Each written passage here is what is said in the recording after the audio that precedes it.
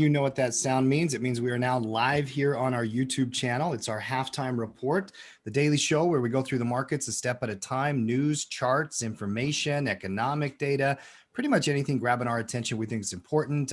Break it down, analyze it, give you guys some insight so that you can run a better and more informed daily routine as a trader. Welcome out to our show, everybody. If you're a veteran of our community, hashtag Team Tackle right in the chat. That's our official hashtag, community coming together. Love the energy in the chat. You guys are always amazing. Let's keep that positivity and those conversations going here today as well. And if you're brand new as to the whole thing, click subscribe, click the bell, come back and join us on a daily basis. And by the way, those thumbs up really do help the analytics. Let's get the word out and let's have an amazing show here today.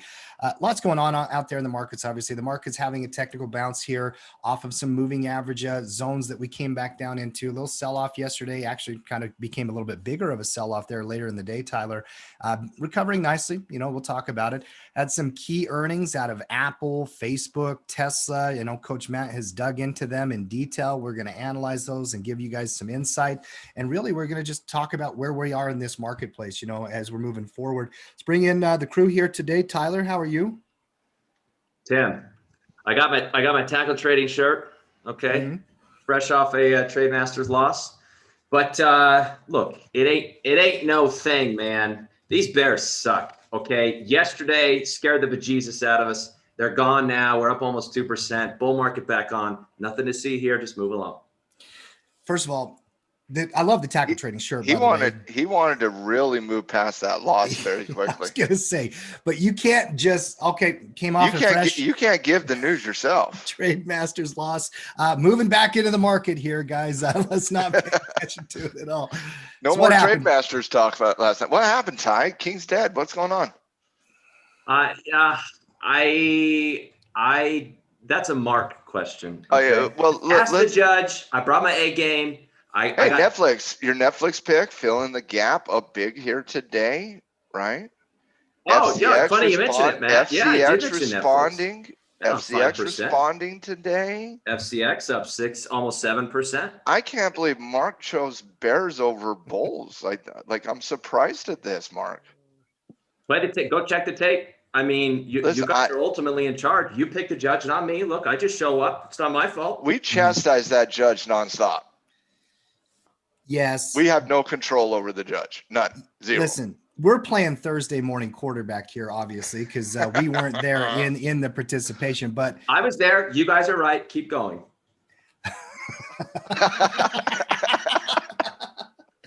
Oh, listen, Mark's the judge. I'm sure Greg earned his win. No doubt about that. And we want to celebrate Props that. Props to Greg for winning Trade Masters. Congratulations, Old Money Homes. You now wear the title. If you haven't seen that replay recording, by the way, which I haven't yet, I was going to watch it right after our show here today. And I'll let you know my feedback on it, Tyler. I think a little bit of the, a little bit of that naked put criticism we threw at Mark judging and Tyler speaking to the judge from last week. Right. Maybe that impacted the judge a little bit here. But yeah, that nailed that Netflix gap fill tie. FCX coming off the 50 off the hammer yesterday. Oh, both beautiful setups there. Well done. SPY too, up 2% today.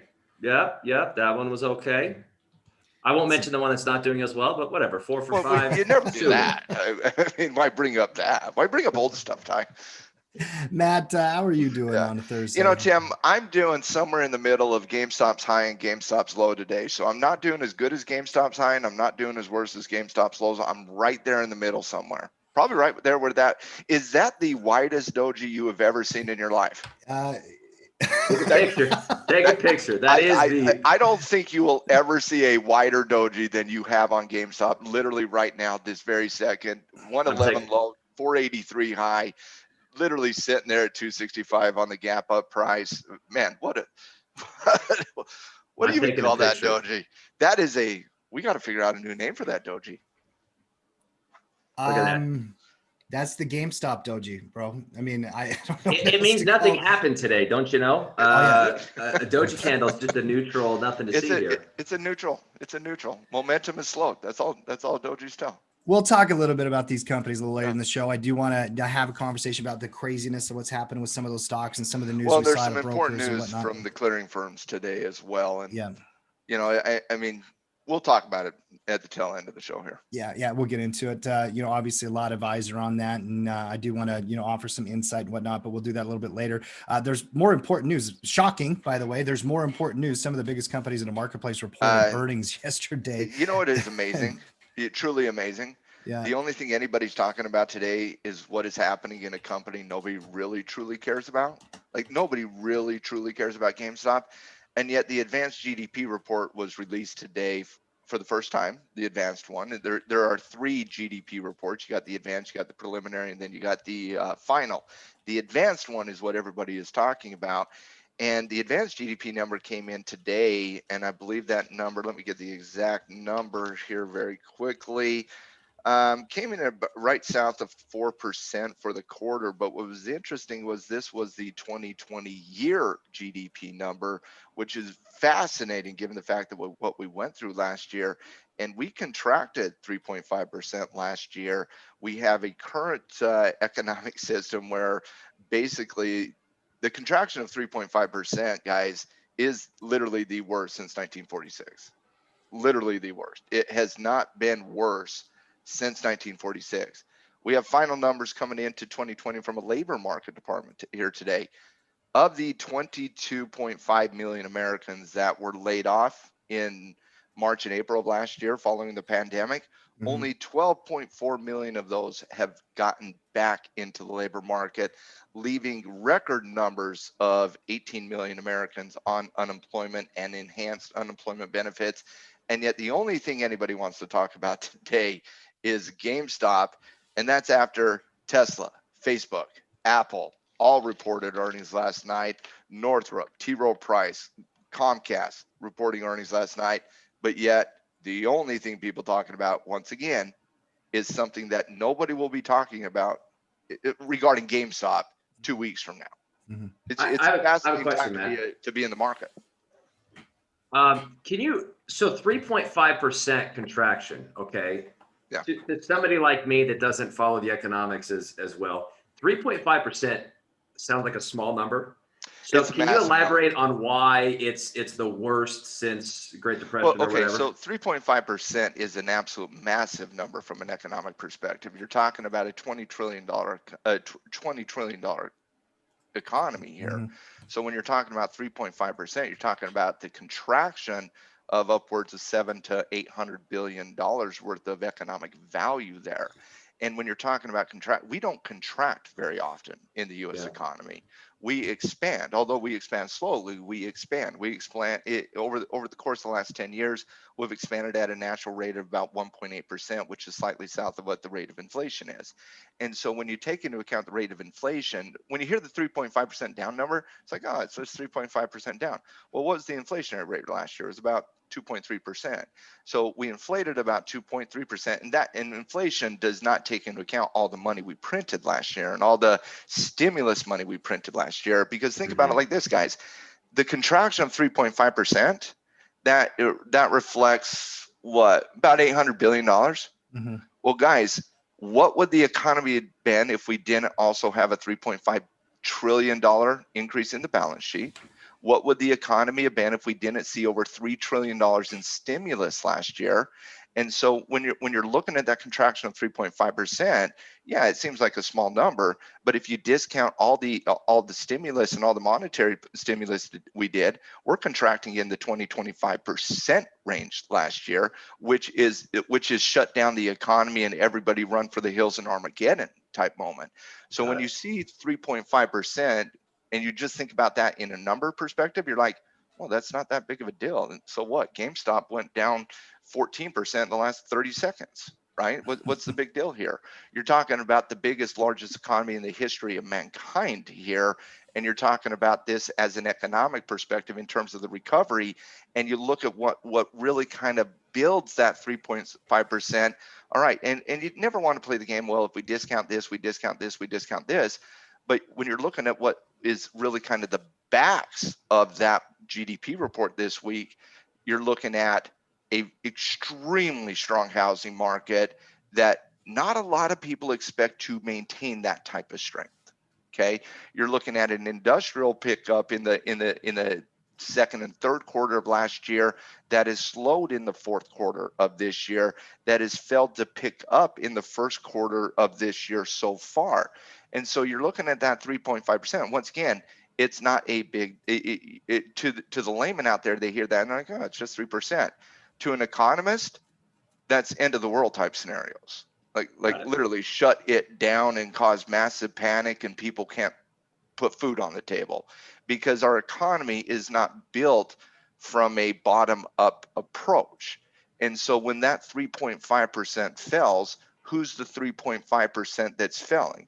It's not our friend Elon. Mm-hmm. It's not Bill Gates.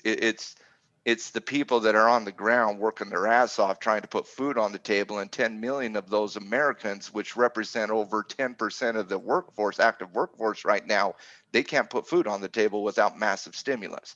And so that 3.5%, when we talk about that in relative terms, that is the worst number since before any of us were born, including my father.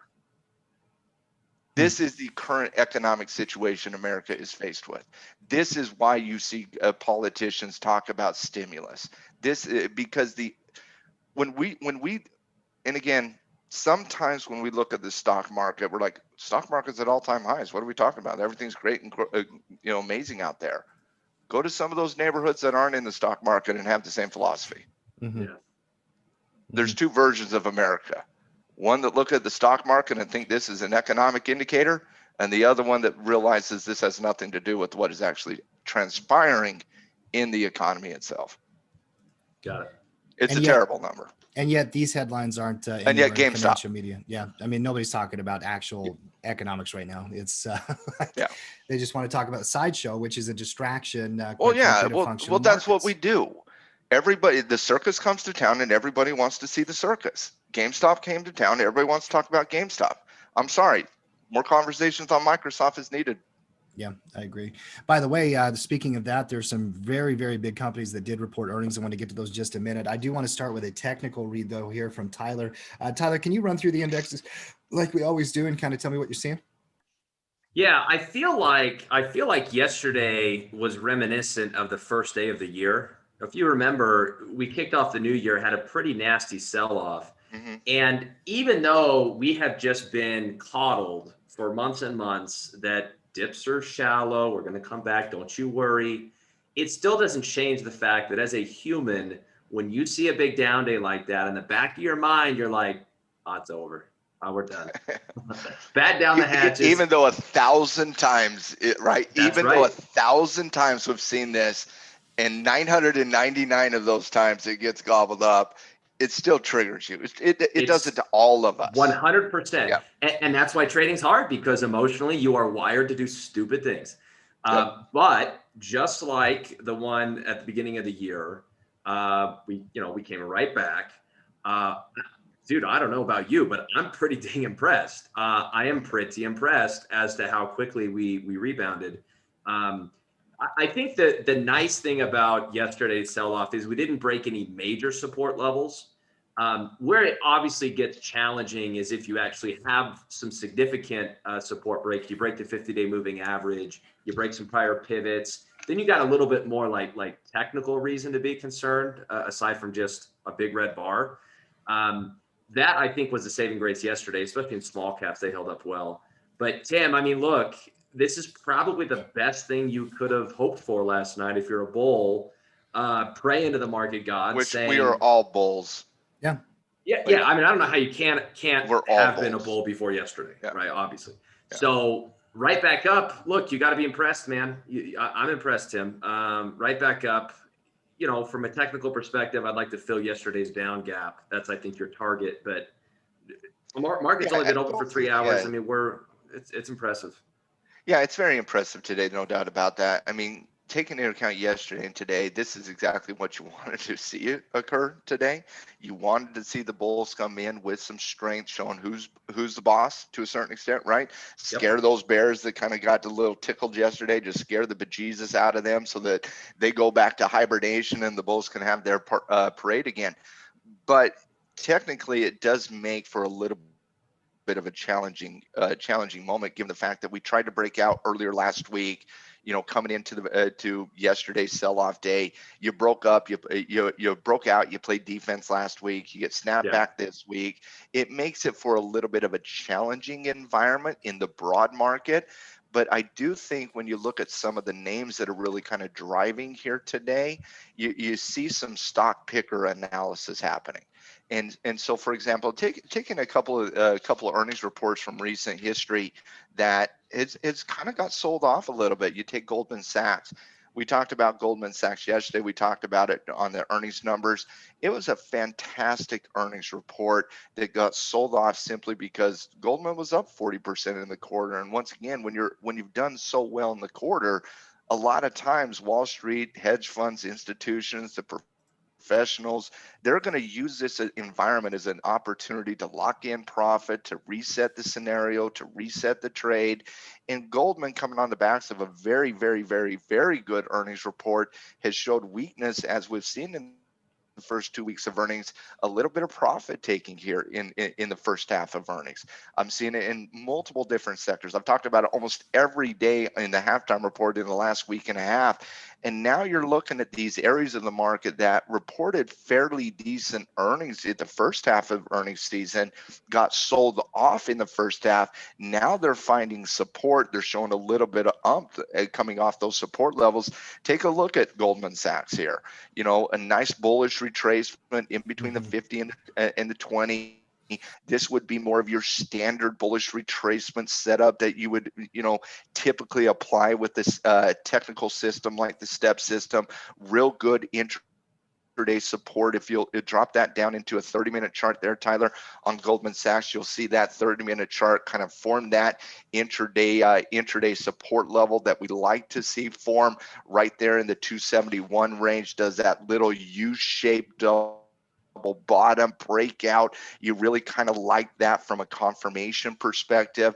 Goldman looks to be setting up from a short-term swing trading perspective. You also have, Tyler, you mentioned Netflix potentially filling the gap yesterday. And again, Netflix wasn't actually I wouldn't say Netflix had the Goldman Sachs earnings report. Netflix had the Tesla earnings report, quite frankly, where, it's not very good numbers, but they hint towards something beautiful in the future, right? And so the numbers on Netflix were not good on EPS numbers, we're not good on revenue numbers, but we're hinting towards being cash flow positive in 2021, and we're hinting towards perhaps doing a stock buyback program with that money. That's what drove the initial reaction on Netflix. Profit taking after that, you feel that gap upward moving in price. You're up 5% here today on Netflix. Look at Microsoft just yesterday. Microsoft, one of the stocks that kind of bucked that trend of profit taking at the top end of the channel. Microsoft had an absolutely wonderful report with the growth areas of Microsoft, hitting that. And it's an arbitrary number because you think about it. Everybody's celebrating Apple today with their service growth. Apple services are the growth area of Apple. That came in at 24%, and the market celebrated it. Microsoft comes in at 47%.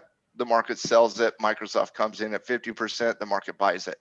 These are arbitrary numbers that we make based on where these growth numbers start at, right? So when Microsoft started their expansion into their cloud-based business, they were hitting 40, 42, 45%, in terms of growth. When Apple started doing it, they were hitting 5, 6, 7, 8%. And so these numbers, although they do feel arbitrary, they are based on metrics that have become norms from past behavior. And so when you're looking at Microsoft here, an absolute stellar earnings report yesterday, tried to move up, sold off with the market, held that 230 channel that was so important, and then nobody should be surprised with the bounce in Microsoft today. Great report, broke out, tested the support channel, moving higher. Texas Instruments, TXN here today. Texas had not only a beat on EPS, beat on revenue, but they also increased guidance.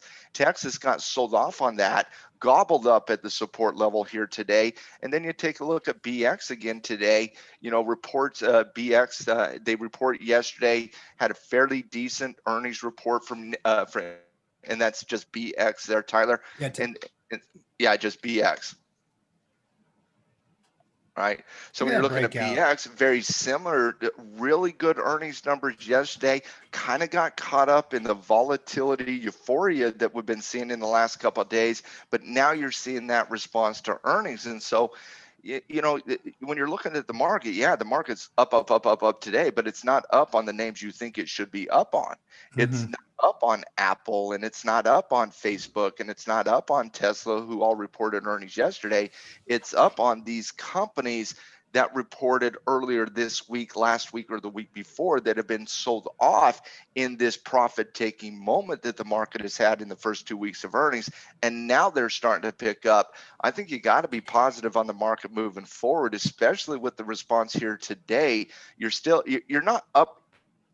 not upgrading your bias in the market because of the technical movement. You're not upgrading your bias in the market because of the volatility, but you are looking at it from a stock picker perspective, saying, like Goldman, the pain's over. Like this is your chance on Goldman right now. This is your chance. If it's not today, then then what do? You wait for it to get back above the 20. You wait for it to get back above other resistance levels. I think this is the moment on Goldman, right? So I do think it's like stock pickers market right now, no doubt. I don't think you're increasing your bias in the marketplace, but like we talked about with Goldman yesterday, take a look at XLF here. I made the comment yesterday, we like what Goldman's doing, but it's got to be coupled with the sector. And out of every sector today, is there any sector that's looking better than finance today? Can I add something real quick, Matt? Yeah. I just remembered XLF was my last pick yesterday. Just say. Listen. Say. Listen, I know where this judge would have voted, okay? But I was a non-voting judge yesterday. But no, you're getting a no-sell day here in finance. The financial earnings reports have been stellar throughout the entire earnings season so far. All of them have been sold in profit taking because of the strength in finance in the last quarter, and now they're resetting that trade, and I think it's a good thing. Yeah, and remember, the themes behind finance are there as well. I mean, these companies are now allowed to do stock buybacks this quarter. We started to see a lot of reports earlier. There isn't a better sector today than finance. Flashing through all of them, there's not one better technically in terms of a setup. Well, no, there's not one better from a performance perspective as well. But from a technical perspective, I mean, you're up 3% in finance, guys, off of a support bounce that was coming into a historical support pivot. Look at the heat map, Tyler, real quick. If you can't take something in finance today, you can't. Listen, if you cannot take something in finance today, you can't take anything out there. Look at the green across so many different broad areas of this market. Microsoft, Taiwan Semiconductor. I'm looking at all these finance stocks. You've got a lot of strength throughout the market. And you're right, Matt. It's not Apple. Apple's not getting killed today, right? It's only but down. It also doesn't mean it's. But again, I'm not shying away from Apple. I can tell you that. It doesn't mean Apple won't be the one to perform down the road. That's right. Not based on what Apple did last night. Are you kidding me? Apple said, hold my beer and watch this to literally everybody in the market yesterday. They said, you guys can have your GameStop, you can have your EV, you can have your this, or you can have literally the entire market in Apple. Which one do you want to take? Apple threw down the juggernaut last night. They threw down the hammer. They gavelled this. It's over.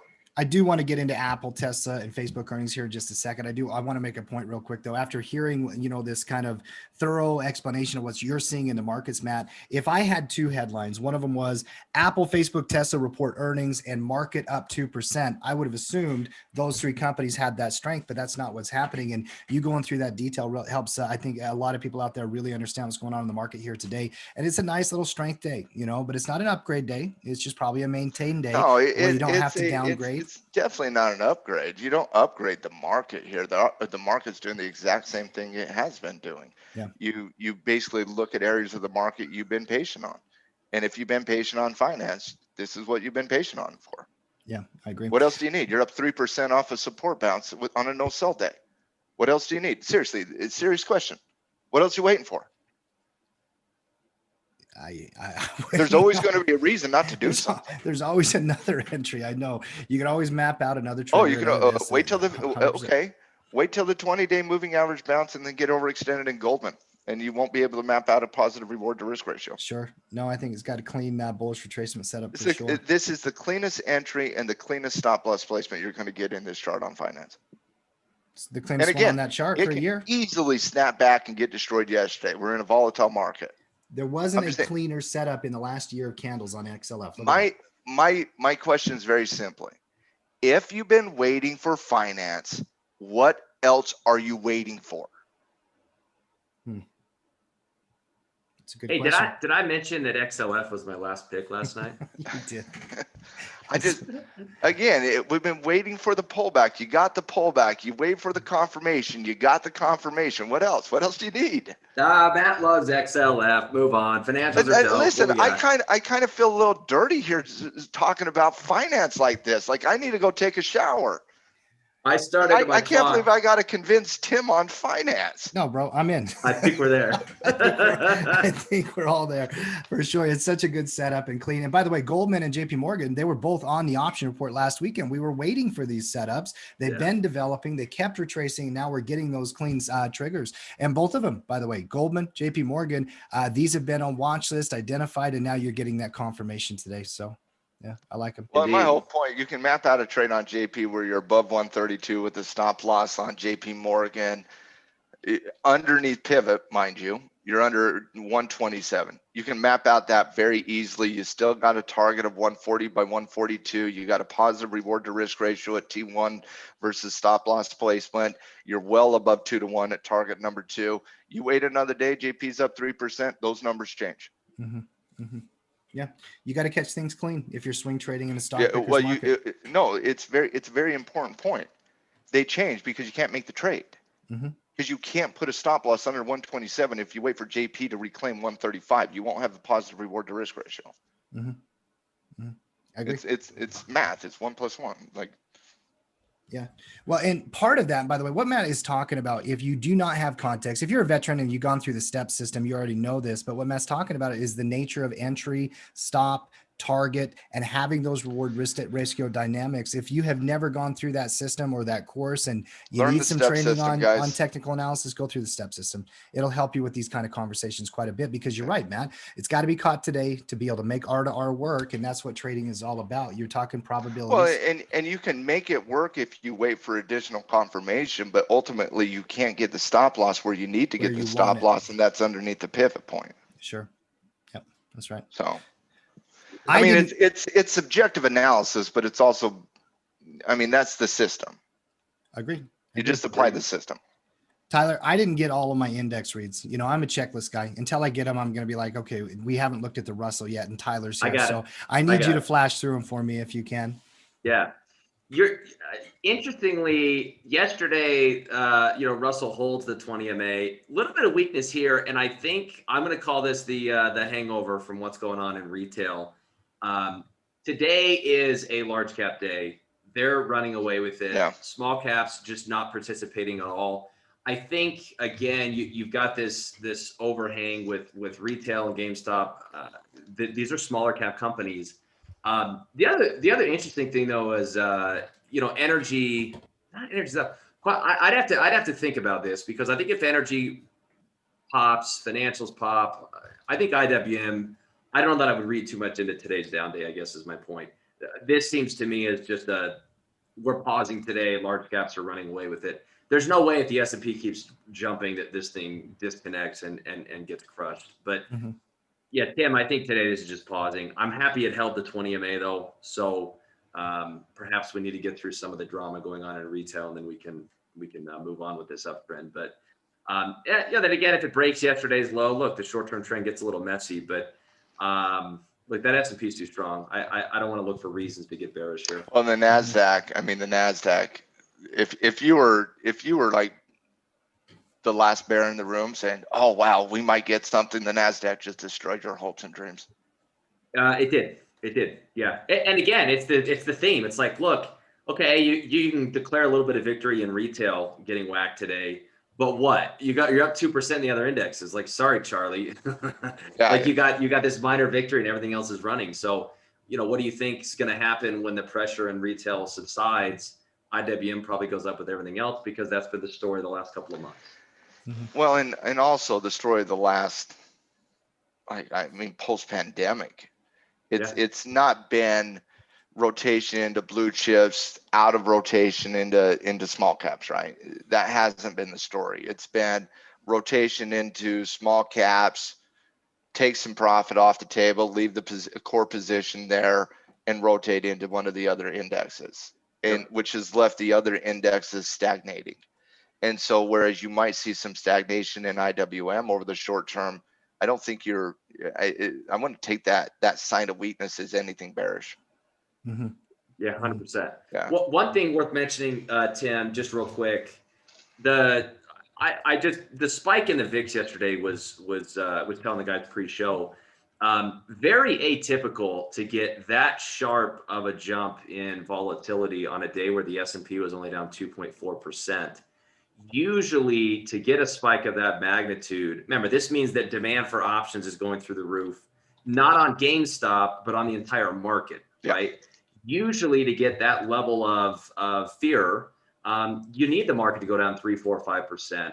It was interesting that only a 2.5% sell-off caused a massive run into options. From a contrarian standpoint, and I can now speak more confidently because I know what ended up happening. From a contrarian standpoint, that's a lot of fear, which generally people are fearful at bottoms. And so this actually, I think, reinforces when you get spikes in the VIX, those have occurred with bottoms in the market. The irony is this time it took one down day to get it, whereas usually it's 3, 4, 5 down days. Well, and Ty, I mean, the daily story on the VIX, I don't think tells the complete story. When you're looking at what happened on the VIX yesterday, and you saw the explosion, a lot of the sell-off in the market occurred in the last hour of the trading day. Yeah. A lot of the pickup in the VIX occurred in the last hour of the trading day. Yeah. I mean, you had a massive spike there in the last hour, and I think some of the market just kind of woke up and was like, "Are we really going to overreact to some algorithms trading at the tail end of a trading day?" Yeah, it seems like a pretty simple and yeah, contrarian view is always easier, 2020 hindsight, right? But it was pretty easy to call that in the moment too, to be honest with you. Well, and you can just have as a general rule of thumb, look, you get the VIX spiking up towards 40, usually you're pretty close to some kind of bounce. Maybe not like a major low, but usually there's just too much panic going on where you get a little bit of relief. And you know, that came in fast today. So you know, that's just, I think. Tim, what can we learn from the VIX of the last 24 hours? Well, personally, what I think you can learn is that these spikes are noteworthy and interesting, and you know, you can't necessarily read too much into any short-term movement. So the VIX is broken. Okay. Yes. Even as somebody who's used the VIX for a long time, but we can end it. The VIX is broken. Okay. It's an interesting note. We're done. Did not tell me what to do in my trading though. So, but absolutely noteworthy, no question about it. Tyler, obviously, when the VIX spikes like that, it grabs your attention, but it probably doesn't grab your attention the way it did 10 years ago. To Matt's point, like, you didn't read into this as much as you did probably in 2010 if the VIX spiked to 35, right? I used this as a reason to sell premium yesterday. Yep. So to that extent, it was noteworthy for me. Okay, and that's fair. Yeah. Option premiums have remained. Did you also look at the market sell off at 2.5% and use that as an opportunity to sell premium too? No, I get it. I get it that they tend to mirror each other. Yeah. And you could probably say that about a lot of things, right? You could say, look, the S&P is down 5 red bars. What else do I need to tell me that the market's oversold and there's fear? I get it. I mean, it's a fair argument. Yeah. Fair argument. Yeah. We got to get to these earnings results. There are some really big companies, Matt. You already detailed some of the, you know, just the broad thing about how so many companies like Microsoft, Netflix, how they've responded post their earnings now that they've set up into technical patterns. But what about these ones that reported last night? Some of the major names, Apple Computer, you know, Facebook, Tesla. Well, what did you learn from them? I'm interested in Apple from a technical perspective, and I do want to get Tyler's take on it because typically we don't see an Apple earnings report where we don't see a lot of movement. And, you know, Apple's down a percent on the day, but that's nothing, right? That's nothing. I'm really interested because, you know, Apple riding that 9 EMA today is I think, and I want to get Tyler's take on this after I give the numbers because I think it could be an opportunity for us. But I'm looking at Apple's numbers, and quite frankly, you know, everybody was anticipating that $100 billion mark for Apple to achieve it for the first time in its history. And Apple said, you know what, guys, we'll hit that for you. We're going to do one. We're going to do a little bit better than that, though. They came in at a whopping $111.44 billion in the quarter. And I just think we should all take a moment to realize, I know we talk in terms of trillions from an economic perspective, and we talk in terms of trillions from a stimulus perspective, and numbers are just all fake and monopoly to us in America in 2021. I get that. But it's still a whopping $111 billion on a discretionary company that is not Walmart. And that is an amazing accomplishment for Apple, and you got to give them a lot of credit. And, you know, Steve Jobs built an empire and he built that brand awareness, but Tim Cook, the marketing genius that is Tim Cook, has turned Apple into something that I don't even think Steve Jobs would ever see this type of growth potential. And you just got to give Tim Cook, obviously the CEO of Apple, a heck of a lot of credit. Steve Jobs, God bless his soul, you got to give him a heck of a lot of credit. But it's a crowning achievement for Apple. And so, you know, congratulations, well deserved there. The expectation was 103.28 billion. So a good, healthy profit. Now, what led to that beat, and EPS numbers were really good as well, $1.68 versus $1.61, or excuse me, $1.41. So good, healthy beat on EPS numbers as well. So revenue, EPS numbers, both really, really good for Apple. But when you're looking at Apple and you're looking at all these different subcategories of Apple, right? You got iPhone sales and iPad sales, and you have Mac sales, and you have services, and you have subscription, and you have all these different avenues. Guys, there wasn't not one area of Apple's earnings reports that did not have double-digit revenue growth. Not one area. Most of them were in the 17-18% growth area. So for example, when you're looking at, you know, iPhone sales, they came in at 65.6 billion. 60 billion was the expectation. Real healthy beat in iPhone sales. Now, we were anticipating that with iPhone sales with Apple. They did just release the latest edition of the iPhone, 5G compatible. We knew the craze was going to happen, and the craze did happen there. But when you're looking at Mac sales, when you're looking at service sales, when you're looking at all these different areas of Apple, you're talking about a company that was beyond impressive, in my opinion, yesterday.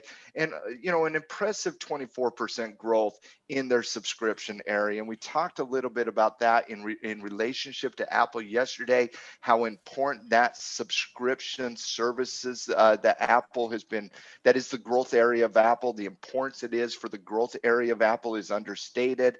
That came in at 24% at 15.76 billion.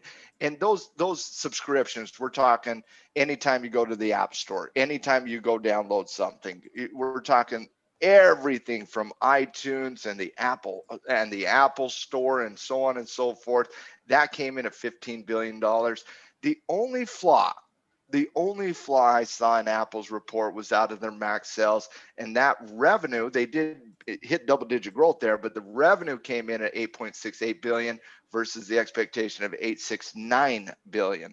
So they did miss by 0.01 billion on Mac sales, but outside of that, I think we can forgive Apple. Outside of that, guys, and this is also a company that sent over $30 billion back to the investors in the quarter, guys, both through a massive stock buyback program, dividend. There's nothing but golf clap and congratulations for Tim Cook, Apple, and everything they did in the quarter.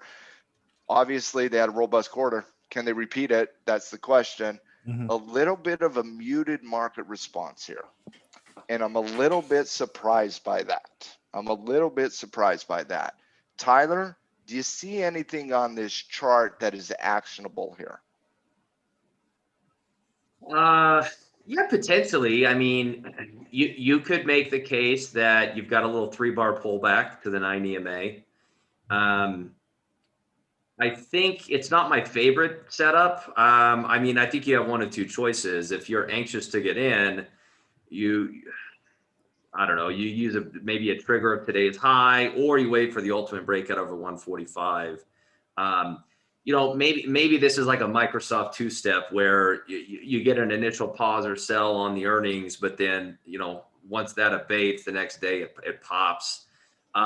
Even if this does pull back further, I think in light of the strength in tech, in light of the powerful fundamentals here, it's obviously on your radar for a buy. The question is how picky are you in waiting for a perfect setup, or you want to just take a slight pullback to the 9 EMA and go with that?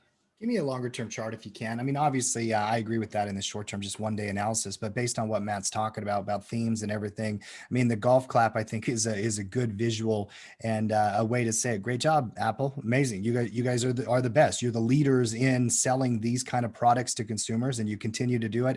111 billion, double-digit growth in those different areas, Matt, that you described. I think you look at the long-term chart and you're like, okay, here we are at the all-time high. We're hesitating a little bit, but we're holding. We're not selling. There's relative strength in the market. You still got to be a bull in Apple. You still got to be looking for opportunities. Wherever those opportunities develop in the short term, that's going to be based on technical preference on that daily chart. Might need a little time for that to kind of work its way through, even consolidate, then a breakout or a deeper retracement. I don't know, but you got to have Apple on a bullish watch list. We can trade Apple all day long. Apple should be parked in a retirement account. Yeah. Oh yeah, 1A, 1B. The last 2 days, Microsoft, Apple. Retirement. Yeah, absolutely. Apple should be held for the next 50 years. Well, and it's the largest holding in the S&P 500. I mean, anybody who's got a diversified portfolio owns Apple as probably their largest holding by default. Yeah. Including Warren Buffett. Yeah. And here's the point. Even though we're not seeing great appreciation here, there is nothing in these numbers that would shake off any investor. In fact, the investors are celebrating. The investors are golf clapping. The investors are saying, go Tim Cook. We don't care about what's happening in GameStop. We don't care about what's happening anywhere else. You just continue to do your job, and we're going to continue to give you our money. Yeah, I agree. So golf clap. I like that. Yeah, it was great. I like that golf clap. Did Facebook earn a golf clap? Facebook never earns a golf clap. No, it's Facebook. It's not a golf clap stock. All right. No, it's not a golf clap stock. It's ran by an alien. No. I saw the picture you put on our I had Facebook to pick group. it. I had to. Guys, if you're not in the Facebook group yet, I'll get a link directly to it. Come and join us, Team Tackle, in the Facebook group. Matt put just a scary image of Zuckerberg just blinking. It's not scary. It scared me. I'm afraid of cyborgs and aliens. Scary. Are you kidding me? And it's not a picture. You see, you don't understand. It's not a picture. It's actually a GIF. Oh, is it? And yeah, if you'll stare at Zuck for a second, it looks like a picture, and then he blinks at you. It's really weird and creepy. It is. It really is. It is creepy. Their earnings numbers weren't that creepy though. I mean, EPS numbers. We were expecting. What did we say yesterday? Expecting a very good, robust numbers out of Facebook. Don't really believe in the price appreciation here in Facebook. A little bit overextended. Got to show me a little action, but and maybe that's just my bias coming through on Facebook because I'm not a big fan of Facebook. But Facebook delivered on numbers here. $3.88 a share on EPS, $3.22 on the expectation. That is a very good beat on EPS numbers. Revenue came in north of the expectation, 28.07 billion versus the expectation of 26.44 billion. And honestly, very impressive numbers, very similar numbers to what Facebook typically comes out with. They did have daily active users decline month over month, but go up against the expectation. They came in as daily active users at 1.84 billion versus the expectation of 1.83 billion. Think about that number, daily active users, guys. Daily active users, 1.84 billion logins. It's amazing. That's crazy. Monthly, and think about this at Facebook. Just think about these two numbers. Monthly active users, 2.8 billion. So of their 2.8 billion monthly active users, 1.8 of that, or close to 66% of it, is active on a daily basis.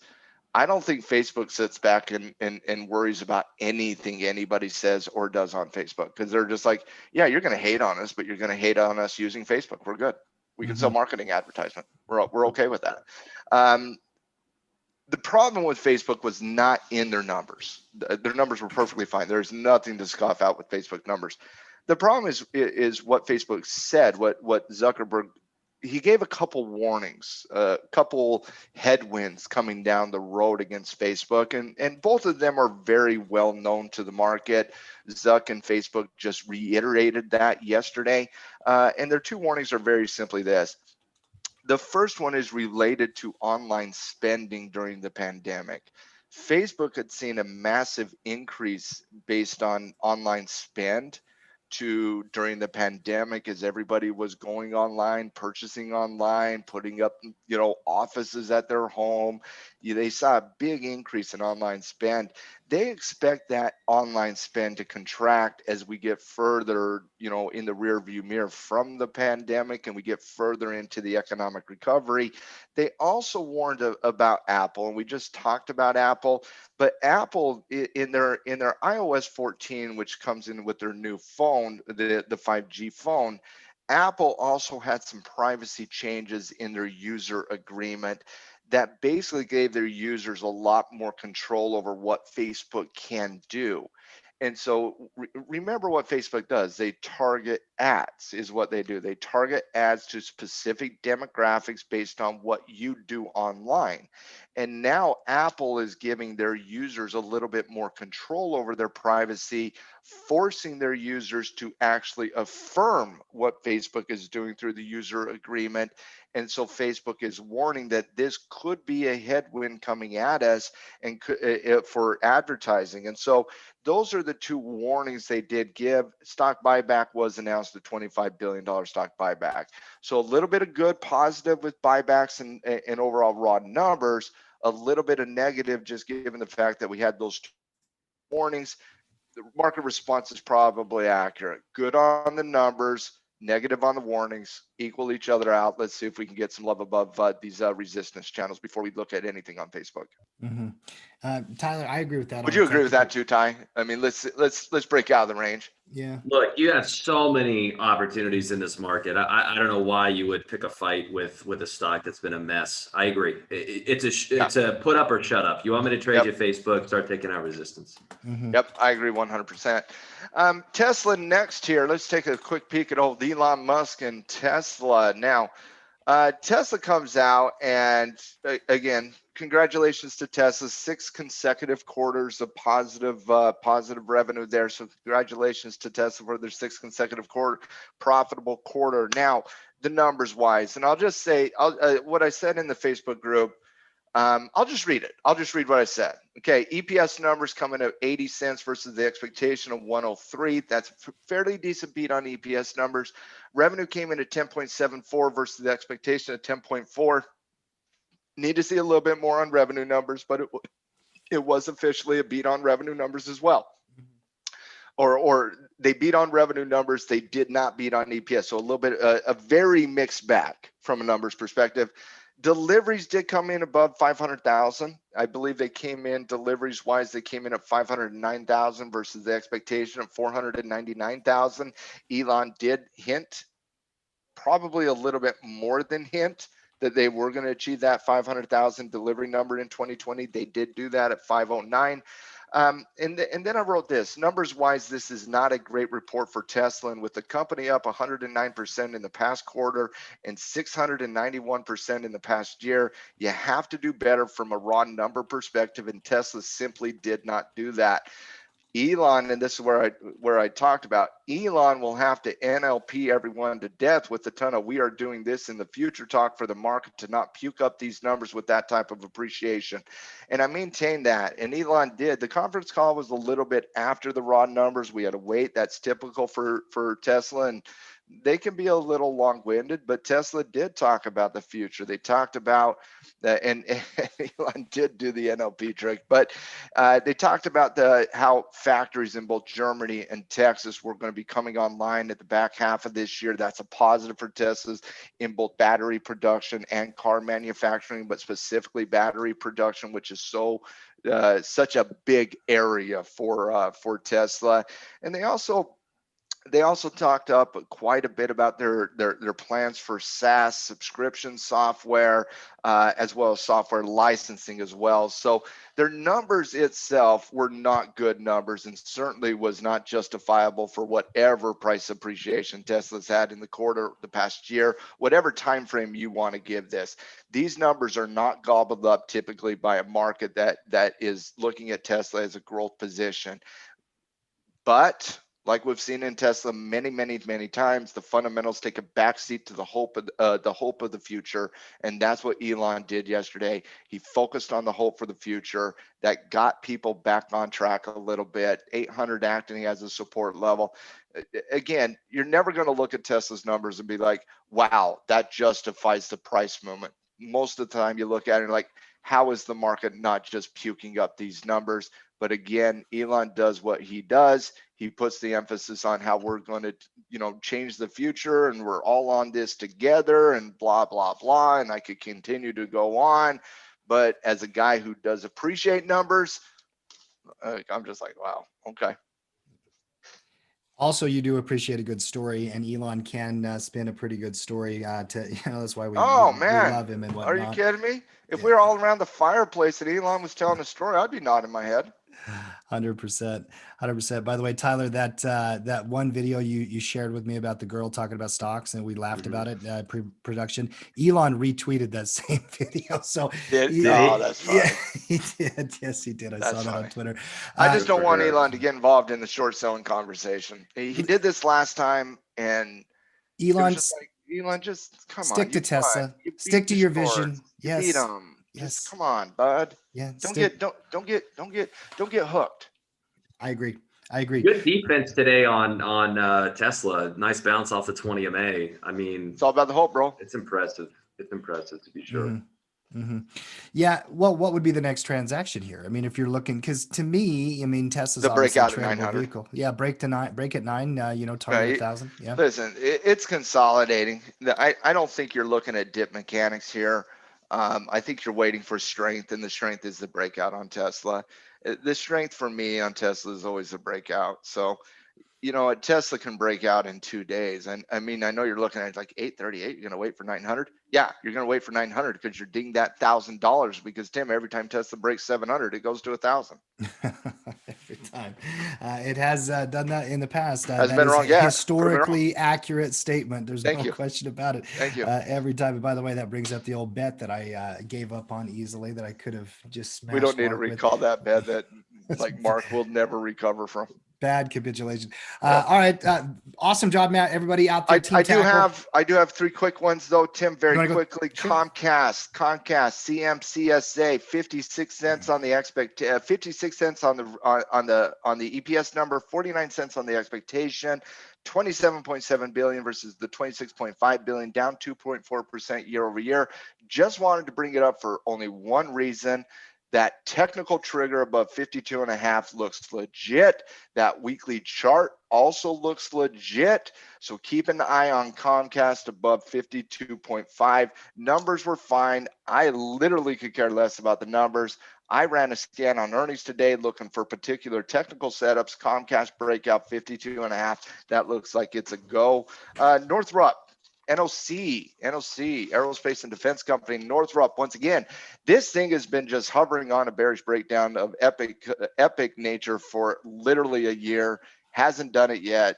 Now we're post earnings here. Earnings numbers very quickly: $6.59 a share versus $5.70. Revenue 10.2 versus 9.2. Revenue up 17%. And not only did we have a mixed bag there, Tim, they lowered EPS, but they increased revenue guidance. Struggling with this one. I just wanted to bring it up just to point out that support level that Ty drew. If that's ever broken, I know shorts are not the flavor of the month, because that feels like a short. It's, man, this company is. I know it's tried it. But you know what keeps happening, Tim? Resistance keeps decreasing. Decreasing resistance, consistent support, that falling wedge. Tyson can only punch you so many times before you go down. It's got a trade setup in there. I just have emotion about this company. I don't Yeah, know you like why Northrop. I like it so much, though. I've always liked this company. Because you like, here's what it is, and it's very simply as this: you watched Mission Impossible one time, you like the I love knock the list. symbol. That's what it is. I'm telling you right now, has nothing to do. You probably, like, if I were to actually ask you the fundamental nature of Northrop, you would be like, I don't know. I just like the knock list. They That's make what stuff, I like. Right? Keep an eye on that support level. And then the last one I got here, I'm going to watch Mission Impossible 1 here today. The last one I got is T-Row, T-R-O-W there. Please, Ty. T-Row comes out, and again, wanted to bring this up. In the financial sector, we like what's happening in the financial sector. You have your retracements to pick from, right? Pick JP Morgan, Bank of America, Goldman Sachs. You do have your retracements to take in the financial sector.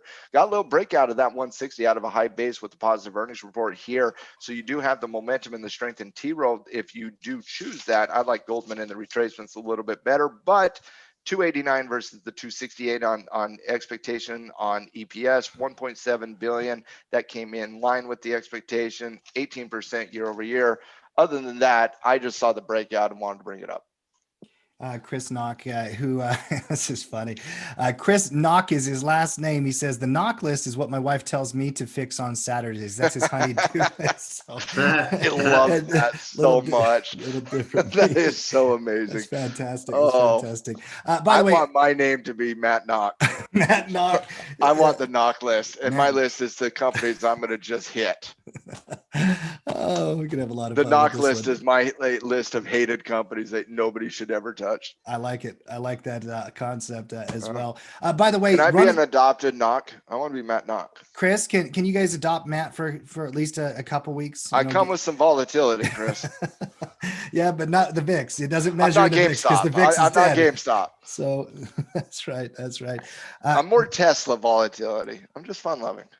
Tyler, isn't it so nice to have Matt here to break down these numbers for us? It really is. I'm not saying that sarcastically. It really is amazing. And if you're out there, Team Tackle, why don't we give Matt a big thank you? I know it's a lot of work he's doing. He's going in and digging into it for us. So everybody say thank you, Matt. Thank you, Matt. Thank you, Matt. Keep encouraging me to keep doing it. I see what's going on here. I got you, buddy. We got to run through some commodities real quick here. And actually metals are the thing that's grabbing my attention the most, but quickly look at crude. There's nothing to update here. Obligatory quick pass through the chart. Nothing there. Take a look at Bitcoin. There's not much here trying to hold support. It is really battling down here. 30,000 support.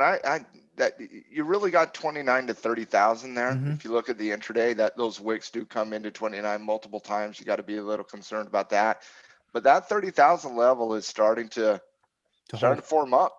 Yeah, it's trying. Yeah. Starting to form up. Couple of times. You know, the more it tests it, the stronger it becomes, the more psychologically important it becomes. But this is what you start looking for. You start looking for consistency in intraday analysis, right? Because that's the time frame that needs to get buttoned up before the other time frames do. And so you start to look for consistency in intraday. You finally got a double bottom type scenario. I do think the technicals are starting to catch up to the volatility here. I still think we're early, right?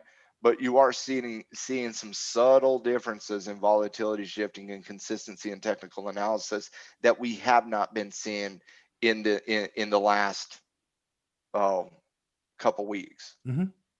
So yeah, first time in a few weeks. First time in a few weeks, you've banged those same levels and trying to hold it here. So I agree, you do like it. But let's look at gold here because I like the little movement here in gold. I really love the movement in silver. Did gold give a lot of it back here? My word. That was 20 minutes ago, Tim. That was 20 minutes ago. Oh my! It was looking like it wanted to pop. Look at silver. Listen, did silver? Tyler and myself both said nothing to see here as long as it stays in that. There's no. Oh man! Silver came back down too. Yeah, silver was up 4.5% earlier. Tips like my trigger above 26. This is nonsense. I need to go manage my account right now. Yeah, it was looking really clean here this morning. Ty, break it down for me. You know, give us an updated read right here. This morning, so SLV is the one that I track. If you look at the, I haven't even looked at it, but I know, volatility went kind of nuts this morning, Tim. So normally with a covered call, the stock goes up, you make more money on the stock than you lose on the call because the call delta never goes above 100. This morning, Tim, I was losing more money on my short call than my shares of stock, than I was making on the shares of stock. And the only way that can happen is if implied volatility just goes bonkers. I almost wonder if the GME crowd decided to descend on silver for a morning, screw with it, and now it's coming right back down. I mean, look, if it doesn't hold the breakout, then it's all for naught. So it's a story, it's a headline if the thing breaks and holds. Can we just put the GME crowd in a corner with the hedge fund crowd and let the rest of us just play in 99% of the market without them getting hit by them? Yes, please. Yes, please. Yeah, please. I would like that. So Tim, like a Twitter for them that they could just yell at each other on and call each other, like literally it's turning into a political argument. You have Robinhood traders now calling Robinhood commie bullshit traders. Like it's getting crazy out there. Yeah. It's all fun and games when you're making money. Stupid. It's all fun and games when you're making money, Matt. But when you're losing, now it's on. Well, yeah. I mean, I couldn't imagine being in a GameStop today. Mm-hmm. It's nuts. So anyways, Tim, to wrap up silver, I think if it stays down here, it's a failed breakout. You know, it was a breakout attempt. So far, it's failed. If it can close above 26, you know, then we have a discussion. But it looks like it was a ruse so far. All right. I'll breathe. I'll calm down. I was getting a little bit excited there this morning, but obviously it is coming back to reality here midday. And gold's just now sitting in the range. I earlier today, I saw the same thing you were doing with silver, and I'm like, yeah, that's a good movement on silver, but you weren't seeing that supported in gold, platinum, or palladium. They were all just kind of sitting there. Yeah, and copper. That's kind of rare that one metal moves and the others just kind of hang. Yeah, that makes good sense. Yeah. Last one, the dollar here, Ty, real quick. Matt, we did have an FOMC meeting yesterday. I mean, did we? Are you sure? Yeah, I'm pretty sure. And market actually was selling a little bit on it. What did we learn from the Fed? Besides the fact that they're going to continue to print, and they're not backing away from it. The Fed is a bunch of cowards. That's what we learned. But we already knew that too. So let's get into the central bank monetary announcement. I'll do this fairly quickly. Jay Powell and the FOMC announced they will maintain extreme dovish conditions of zero interest rate policy, as well as a commitment to their $120 billion in monthly QE. Powell reiterates the Fed's pledge to keep the market apprised of any hint toward changes in tapering of asset purchases. They have yet to begin the thinking process. Jay Powell did reiterate that last night. One thing I find fascinating is Powell's constant shifting. By the way, I'm reading from Facebook, my Facebook post. One thing I find fascinating is Powell's constant shifting of who is to blame for the rampant speculation that we are seeing take over in some areas of the market. Powell yesterday, it was fascinating, Tim, because Powell yesterday did a blame shift. Like, you know how for a year straight he's been begging the fiscal side to take over? Yeah. Like for a year straight? Like every speech, yeah. Like every speech, right? We need fiscal support. Oh, man, he went straight blame mode because he was asked a question regarding the bubble mechanics in the stock market and specifically relating to some of the speculation and the over leveraging and the truly bubble-like behavior that's been occurring in the underbelly of the market. He was asked a question related to that, and he said this: if you look at what's really driving asset prices the last couple of months, it isn't monetary policy, it's expectation about vaccines, and it's also fiscal policy. I get what he's saying. Yes, it is about that in the last couple of months, but there's a reason that is the case over the last couple of months is because you like literally shot every bullet you had and then begged somebody else to shoot for you. This doesn't give you reprieve on what you did. And so I was a little just kind of taken back by that statement. As for policy changes, I mean, the statement did include vaccine distribution. And when you look at the policy changes in the announcement, these are 700 word documents that they'll control shift just a word. They don't change the entire policy statement. They don't rewrite write a new policy statement. They literally just modify a few words in the existing policy statement. And some of those words they were talking about the things that could harm the economy from furthering the recovery. And they mentioned vaccine distribution for the first time. And so they talked about how this vaccine distribution, the plan that is being taken under Biden, that it's all well and good while we're in the planning stages, but we got to execute on that plan. And if we don't properly execute on that plan for vaccine distribution, which it's a tough challenge. There's no doubt about that. It's a very tough challenge. And if it is not executed properly and successful, that is going to make the economy lag a little bit. And that's what they were referring to when they talked about the vaccine distribution. Outside of that, they also mentioned that the economy, the growth of the economy had moderated.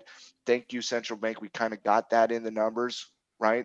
Last quarter, we were up 33%. This quarter, we're up 4% from a GDP perspective. Yeah, we understand we can't. It's like a momentum trend. At some point, it's got to slow down, right? We know this is going to happen. This is not something that should be too concerning. You cannot continue a V-shaped recovery, 30%, 30%, 30%, and then you're back at where you need to be. It slows down and it takes time. It takes the labor market even much more time for a recovery to occur.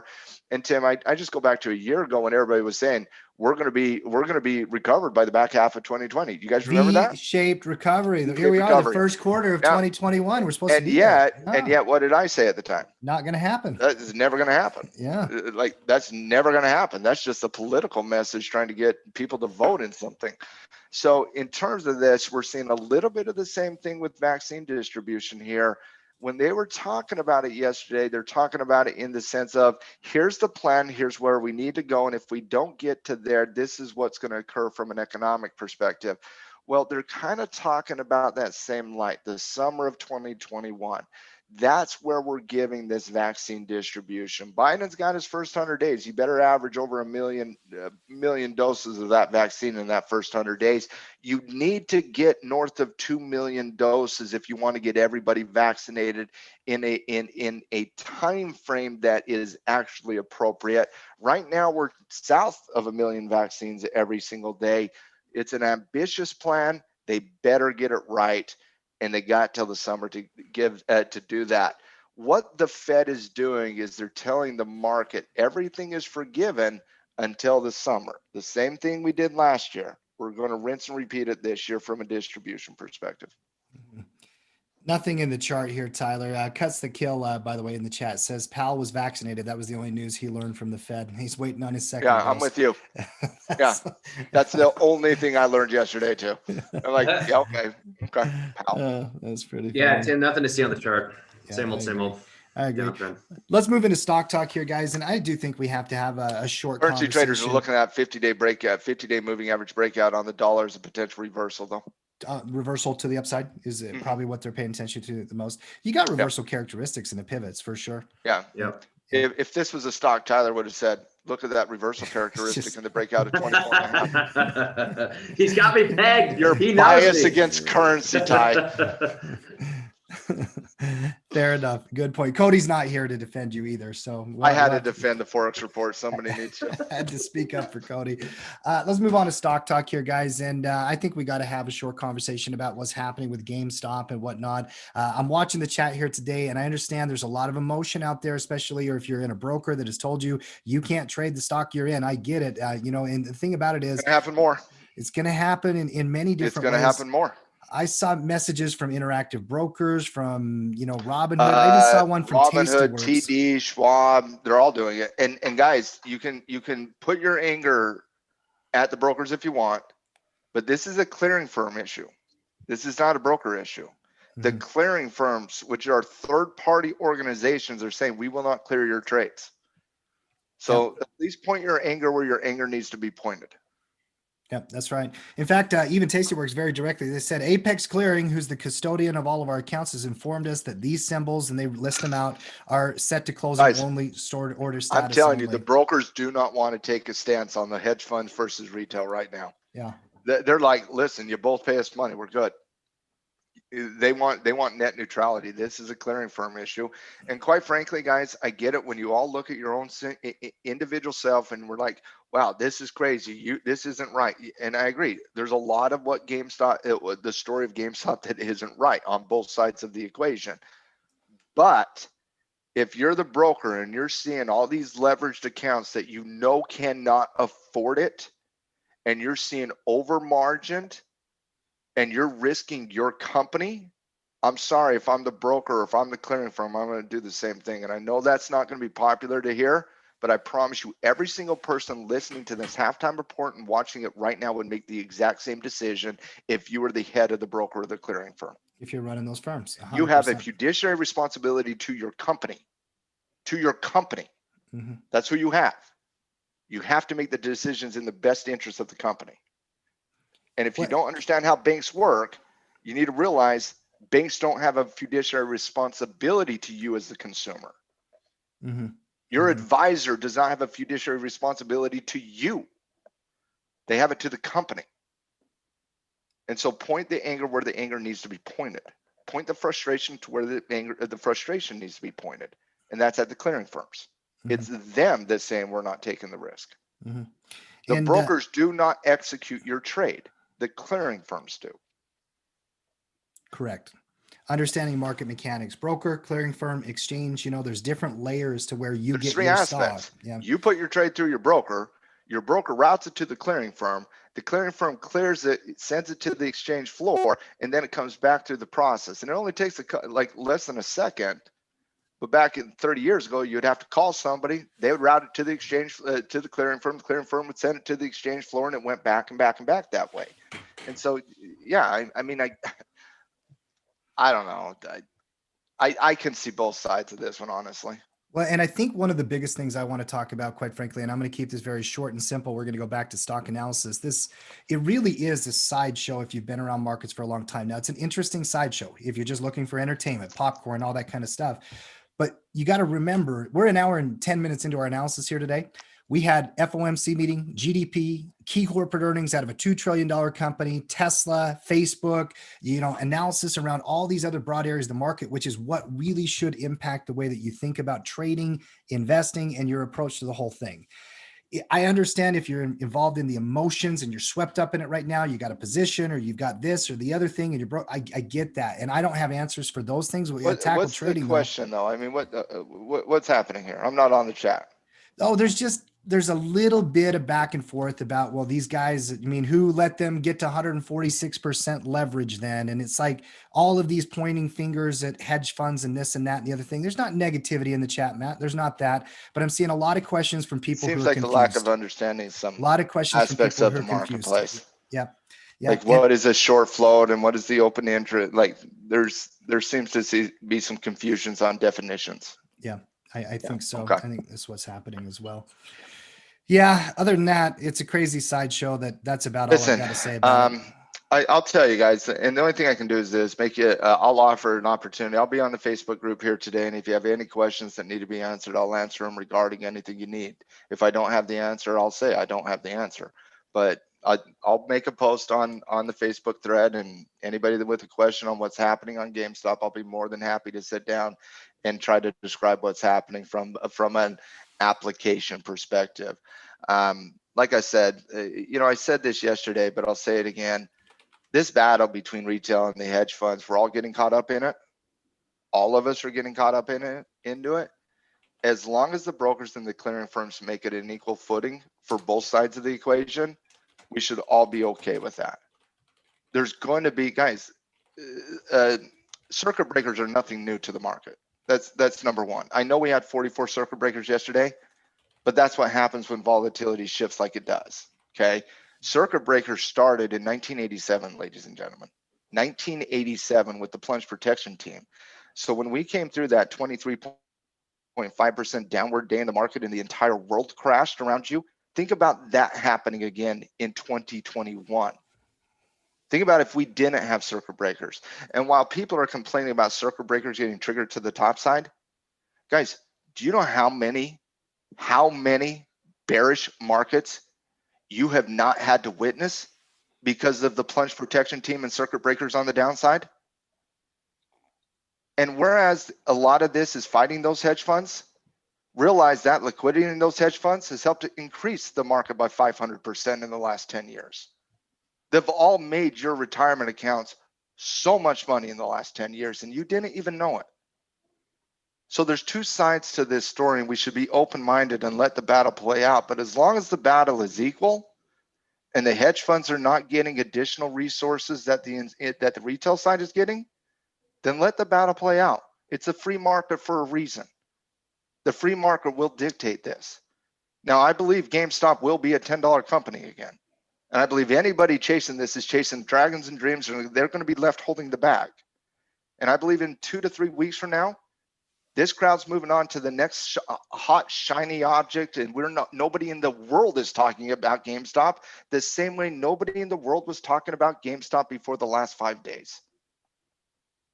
So do we really want to get so up in arms over something that really doesn't have an impact on the broader market conversation? No, we do not.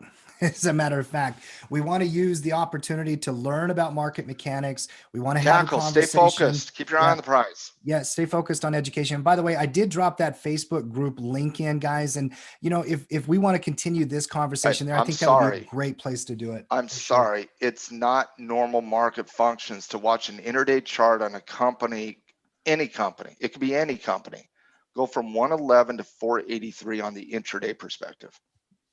Nobody, and I promise you guys, nobody actually wants that. Nobody does. Retail side doesn't want that. Hedge funds don't want that. Clearing firms don't want that. Exchanges don't want that. Nobody wants this type of volatility. Yeah, we hear stories about how these billionaires made that much more money. Fantastic. Good for them. Keep your eye on the prize. Stay focused on legitimate trading setups in your portfolio and all of those kind of things. Speaking of which, let's get into some of that right now. You know, Tyler, one thing you do on the option report each and every week is you detail a lot of the picks that we go out and bird dog and put together, you know, and there's several here. Bring up SE if you could. I had some questions for you I thought would be interesting today, relevant based on what's happening here in the marketplace. Obviously, we're getting a nice little bounce. And it's how do you update your plan that you had coming into the week as the chart changes and develops? And this was one from our report over the weekend. How do you change it? Because Tyler, this one, high base setup, waiting for a breakout. Breakout didn't happen. Alpha 9 pattern didn't hold. It then retraced, but then it created this beautiful retracement. And now we're getting confirmation. What do you do here? Like, how do you update your trigger and your plan? Yeah. Well, the first thing to realize is when we meet over the weekend to look for quality setups, we're looking for something that we think is going to trigger in the next couple of days. Otherwise, we could throw crap on there that just maybe won't trigger for forever. So the rule of thumb is you're only going to get a stock on the report that is close to a trigger point. Recognize that you're in control of finding good setups, finding good stocks, putting yourself in a position where if it triggers, you can play. But nobody here can predict when a stock is going to trigger, the day of. You do your best, but sometimes you don't know. Okay. And so when the market opens on Monday, we come back from the weekend, a lot of those stocks that looked gorgeous on Friday, the world may completely change on Monday. So you do have to be able to adapt and differentiate between a pattern that looked good and now looks terrible and should be completely off the list versus a pattern that still looks good, but it's just changed a little bit. And so in the case of SE, what we have really is one bullish pattern that morphed to a different bullish pattern. And to Tim's point, yeah, the idea here was this is a nice uptrend. It's consolidating, basing sideways. We like it on a breakout. It never really broke out unless you had, Tim, to be fair, if you had a super tight entry, I could potentially see somebody having gotten snookered in on Monday morning on the up gap. Assuming they didn't, after Monday, nothing changed. You just had one more down bar in the context of a base. I'm still looking to buy a breakout over the high. Really, the story changed when you saw this 2-bar pullback here, right? So a potential breakout became a retracement. Then the question is, do you like the retracement? Is this a clean enough pullback pattern where you could buy the bounce? What I think what made this one a little bit tricky, Tim, is you had some pretty big bars, especially yesterday. On the entire market, you had big bars yesterday. So that was just the way it was. And that makes it tricky, Tim, to know, do I want to place an entry off of this big bar? Do I want to wait one more day? If the market was generous, it would have given us a doji candle today or a small bodied candle and then triggered tomorrow, which would have been easier to get in. As it played out, today, Tim, the thing's up 10.5%, took out yesterday's high. This is a tricky one for me personally, Tim, because of the size of the daily candle. This is the situation where if you liked SE, you wanted to buy the dip, I might have looked at an intraday chart and taken a closer look at yesterday's candle to see if there was a quicker entry point, sooner than breaking the high. But regardless of where your trigger was, if you were looking to buy the dip in SE, it did trigger today by any measure. And yeah, here's a situation where, look, the pattern morphed.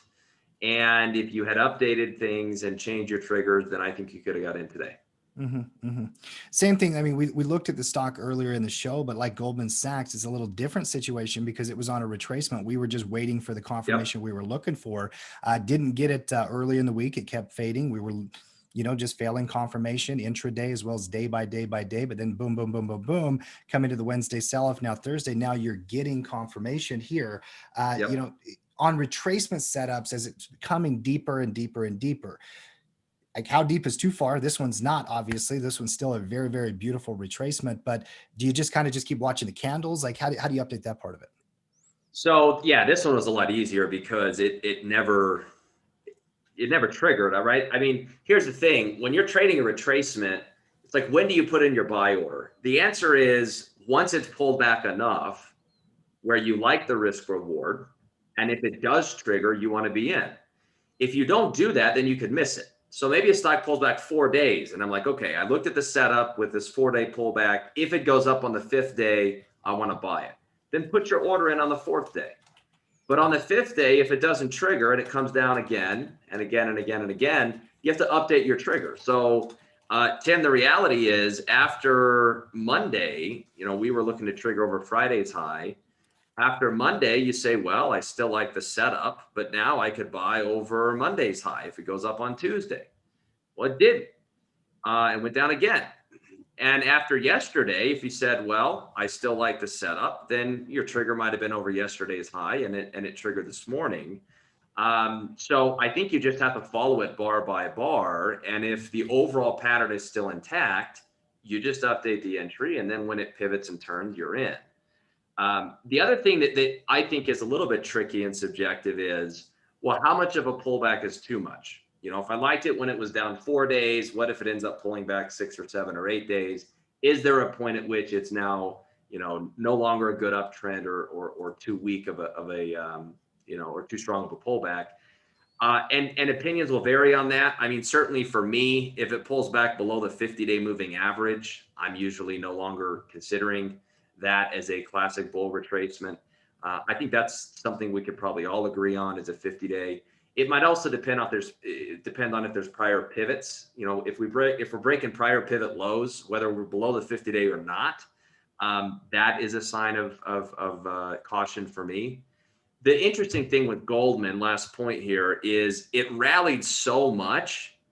It came so far off of the 20-day moving average and its old support that it had the room for a deeper pullback without threatening the integrity of the overall uptrend. That is why I think this was still a viable dip. We could find other examples where this would have been too much of a pullback and it would have soured my outlook. But in this case, I think it's still in play. A little bit more complex one on this next one. Look at Shake Shack, which was also on one of the reports this weekend. In this example, the question I would have for you, what if you missed that blow off breakout top here and now it's kind of coming back? Do you just update your trigger? Do you take it off the watch and say, I missed it? What do you do in a situation like this? On a situation like this, the first thing I would say is I'm a little skittish on anything around retail and restaurants right now. I feel like, these are some of the areas that have higher short interest. And I don't know about Shake Shack specifically, But there's like this entire cloud over retail, restaurants, these names that are potential targets from the Reddit crowd. That I think needs to be acknowledged when you're going to play with these. Bed Bath & Beyond is one that got bid up to the moon. I know it's not a restaurant per se, but again, it goes along with the theme here: restaurants, retail reopening, higher short interest stocks. That said, what do I do if I missed it? Yes, I wait for the next setup. So if I think that this is a sign of things to come, look at the last time it did it, Tim. We could have this conversation a week and a half ago. You said, Tyler, you missed the breakout at 90. It ran up to 110. What do? You wait for the next pattern, right? It pauses, gives you a nice little flag. This is why we liked it coming into this week, because you had a nice little base or flag. And then lo and behold, 9 EMA catches up 5 bars later. Now you got a pattern to trade. Good. And then the thing goes crazy to the upside. You got lucky. What do you do this time? Same thing. Maybe this pauses for 5-6 bars and then you have another breakout. Maybe it pulls back for 3 or 4 bars and you have a bull retracement. I don't know which way the correction is going to come. I just know I have to get some kind of correction or consolidation before I'm going to trade it. So it's just unfortunate that this was one candle and you have this massive bar. It's going to make it a little messier. I preferred this last week, which is quite frankly why it was on the list, because it was a cleaner pattern. It was clean then, and then you kind of got the lucky one day. If you caught it, great. If not, you might be in an avoid situation at this point. For me, Probably. like I didn't catch that trade, and so I'm just like, okay, that one, something happened to kind of change the nature of the volatility of the pattern. I'm probably going to just move into one of these other ones that I love the setups on. And then one last one actually is on a profit-taking scenario. One of the better plays from the reports over the weekend was in the marijuana space, medical marijuana. CGC just took off very beautifully and ran. And here's a simple question: you catch it, you move. How do you adjust stops? What do you do in a situation like this when you've reached your first target? Should be in about 3 or 4 days. This one was nice because it didn't get caught up in some of the drama in the rest of the market. It's very clean, right? It had a nice little pennant or consolidation pattern. It triggered pretty quick, and yeah, it's advanced 3 days. Bear in mind too, the earnings announcement's going to put potentially a hard stop as to where you probably have to get out. In this case, Tim, it is up pretty good. I think we're up 20% in the last 3 days. So because of the looming earnings announcement, I don't think I want to let this pull back much because it doesn't have time to bounce again before the announcement. And so knowing that I have this hard stop, week and a half out, that for me, if I'm not willing to hold to that earnings announcement, basically demands that I swing trade this. So I really don't want to sit through a big pullback in this instance, which means that I want to have a tighter stop. I could see somebody using a trailing stop here. I could see using today's low, because the reality is if this pivots and we have a down bar, I think at a minimum, I'd want to take partial profit. If you're afraid you're going to get whipped out and it's going to go back up without you, fine, put a tight stop for half, and then you can decide what to do with the second half. But at a minimum, Tim, I think you got to take some off if it takes out today's low. And quite frankly, it's always a good problem to have when you're sitting on a profit approaching your target and you're like, okay, now what do I have to do? But that part of your trading plan also needs to be defined just like any other part of your trading plan, so you don't get swept up into the emotions of what do I do now that I have this money that I've built a profit on. So love the analysis there, Tyler. Appreciate it. By the way, I dropped a link to the option report in the chat, guys. If you're a pro member, make sure you're reviewing that each and every week. By this time of the week, we're already starting to prepare for the next one, starting scanning and whatnot to get ready for our next weekend reports, but there's still some good setups and some that can be updated and looked at. Guys, that's all I've got here today for our show. I'll jump in here, Tim. Hey, Gino, what's up, buddy? How you doing, man? I'm good. My aunt, can you hear me? All right, bro. Just had to jump in there to add Tyler's talk about the stock picks. We were doing that on the lounge this morning, and we have a great show tonight. Cash Flow Club, 8:30 Eastern. Be there. It's going to be awesome. We had a good lounge this morning talking. Are you teaching tonight, Gino? talking about. And today is what we call a bull area day. I didn't know if you showed Russell or not. Did you show the rut? Mm-hmm. Notice that's the bull area sitting on the 20, between the 10. Indecision day. Great day to look for setups and scans. Great day to actually plug into the watch list. We found some good setups this morning. I didn't have time to go through them all. So tonight I will go through the options. I will put those setups on, Tim, for tomorrow. And again, if it doesn't trigger, it doesn't trigger. So, that's a great thing to do because, midweek, sometimes you don't want to take the Monday trigger. Midweek, Tuesday night, the coaches show, Thursday night, cash flow club. We look at those. Also this morning, if you missed it on the lounge, you could go back and jump into some of these lounge archives. I'm not sure if I archived this one yet, but the sector weight, how important that is. The sectors, because technology is 27.5% of the market right now, and healthcare is 13.5%. That's huge. So that's a big influence, and what to look out first in the morning. So which sectors I'm going to look at in that watch list to put the odds in my favor. So real basic stuff, Tim, but also some advanced trades like on options. Just wanted to plug that really quick, guys, because these cash flow clubs have been really popular, and we got great stuff there. And it makes Friday fun. So when we wake up Friday, you have something to do. I'm going to give you some homework so you have stuff to do over the weekend, and we'll go from there. Fantastic. Yeah. Pro members, make sure you attend that tonight. The Cash Flow Club lounges every day in the morning, 11 o'clock Eastern. One of the best things that you can attend to get your questions answered about trades, market mechanics, stuff like that. But another really fantastic location to get questions answered right now. Coach Matt, I see that over on Facebook, you are getting active here, answering questions about this Robinhood situation, as well as market mechanics, anything you can do to help people understand what's going on with GameStop. I just want people's anger to be pointed in the right direction. Right. And again, my whole perspective is very simply, if anybody at Wall Street, if any broker, if any clearing firm, or if any exchange sets a different set of rules for retail that they do for Wall Street or hedge funds, then at that point, let's start a revolution here. Retail side unite, and let's go to war.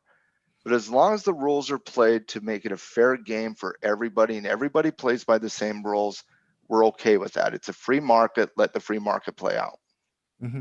And so if you guys want to join that conversation, I would highly encourage you to do it. Come and join us on Facebook. It's a great way to talk trading, great way to get questions answered.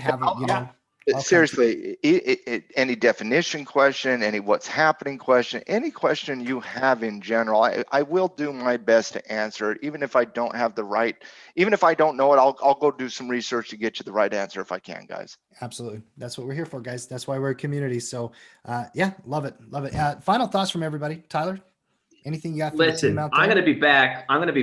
I will dethrone Greg one of these days. Okay. So Greg, don't get too comfy, buddy. Coming for that belt. That's not how title shots work, young man. You're gonna have to ride the bench for a couple weeks, I'm sure. Oh please, listen. He